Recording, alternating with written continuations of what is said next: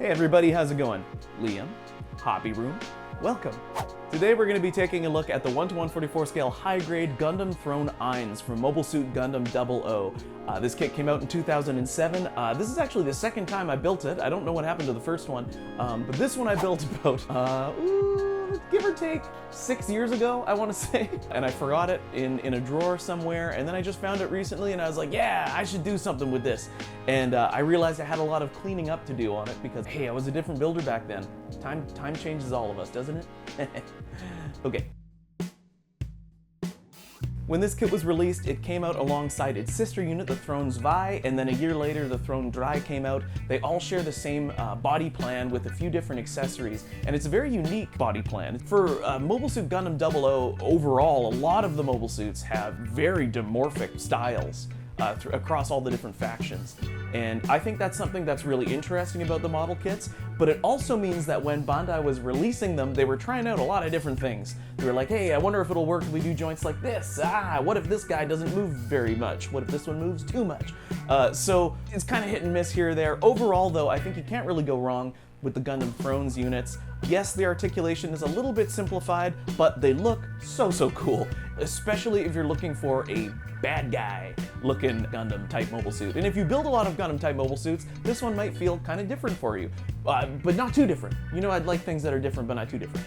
You don't want to get too crazy with it, as my dad would say. But this still has the V-fin, it's still got, you know, the Gundam style face and a chin and the eyes and everything, but it's got a villainous kind of take on it. And the Throne Eins is all dark colors and sharp angles. It's just very unique. It's imposing looking. It's a very scary. Don't know what that was about. Anyways, one thing that right off the bat I looked at, I'm like, we're changing that, is the face of the suit is just too dark. Even if I were to paint it in the canonically appropriate color scheme, it's still going to appear too dark, and I just don't like it. Hey, what can I say? I don't like how it's too dark like that. So I'm going to change the face to be white. It's just something I'm doing, and I think it will look cool like that. Also, right off the bat, we're gonna change another thing. It comes with two generic holding hands for the beam sabers and its rifle, and then the other hand's just like this all the time. Not a big fan of that. So I found these sharp-fingered resin hands online. I'll put a link down in the description below. Hey, and while you're down there, you should give this video a like and join the Liam's Hobby Room Discord because it's fun, it's free, and it's a nice place to be. It's full of a lot of hobbyists just like us, and we build stuff, and we talk about it, we share pictures. I've learned a lot of stuff from this group, and it keeps me very inspired. Lately, my life's been a bit chaotic, but all I want to do is get back to the hobby room so I can make my little guys and share them with you. So that's what I've been doing. That's what I'm trying to do. It. In all seriousness, though, I think you'll really like the Liam's Hobby Room Discord because, I don't know, if you like Gundam and you like people being nice about Gundam, then you should check it out. That's what it's all about. We're just trying to support one another and enjoy this hobby together.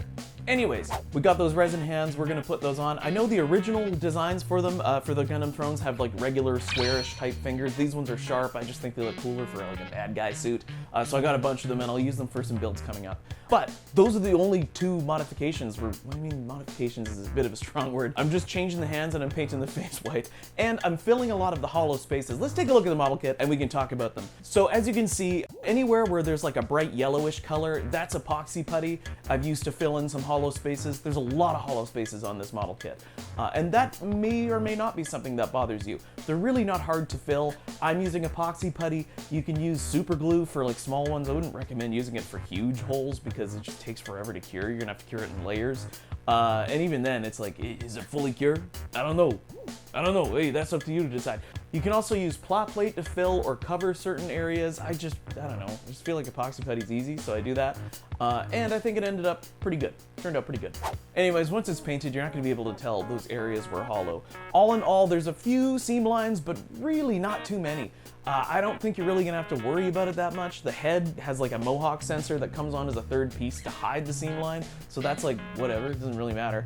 Hey, what do we got here? There's a seam line on the forearms, I believe, but it's pretty minimal. There's one on the bottoms of the feet as well. So if that's something that concerns you, you can get rid of that. It's very easy to do. It's just two pieces slapped together, so you can close that up. I believe there's a seam line. Oh dear. I believe there's a seam line on the beam rifle. That one was easy enough to get rid of. And there's probably, oh yeah, there's one on the cannon as well, but that's also easy.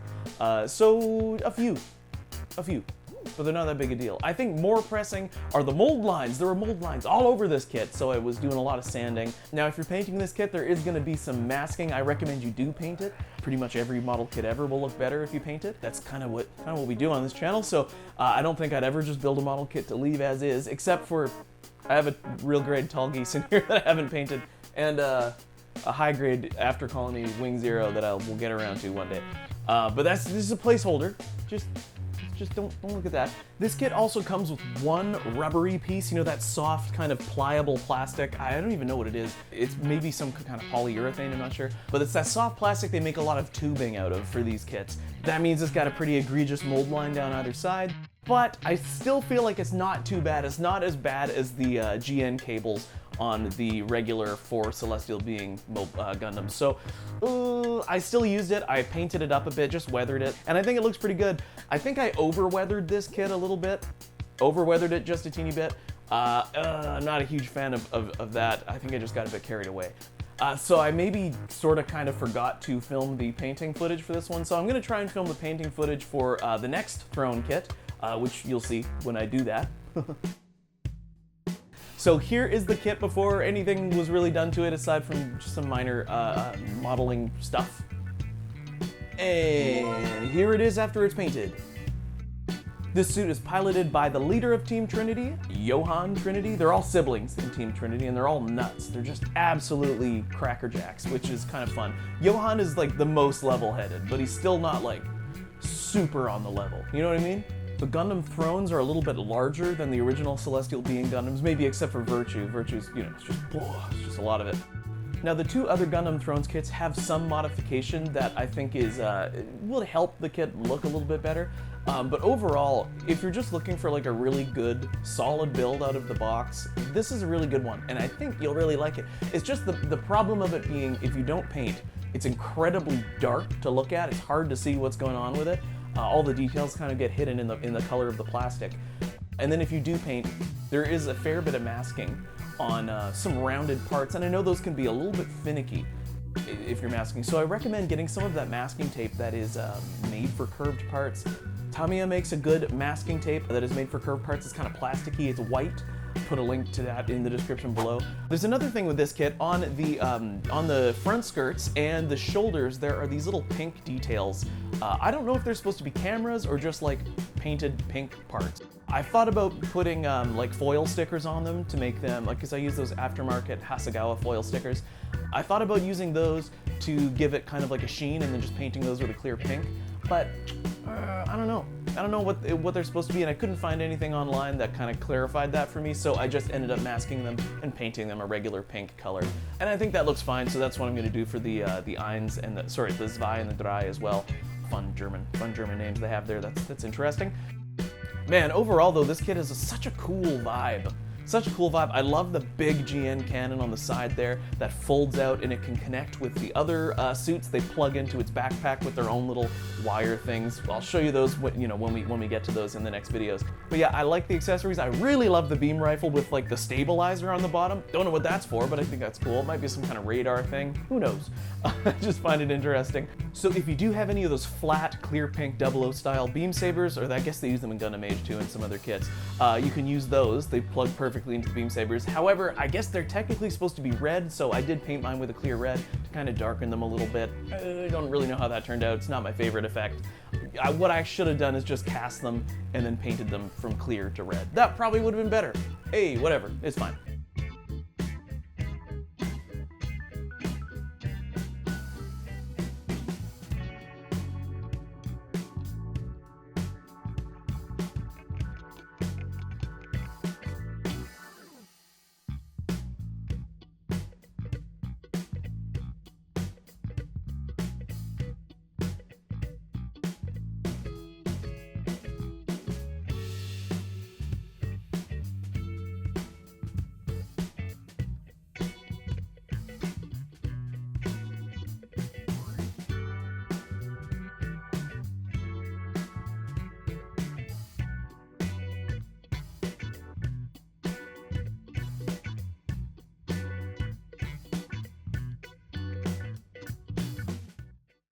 Anyways, that about does it for this video. The next one is going to have some more modifications, so just stay tuned for that, I guess.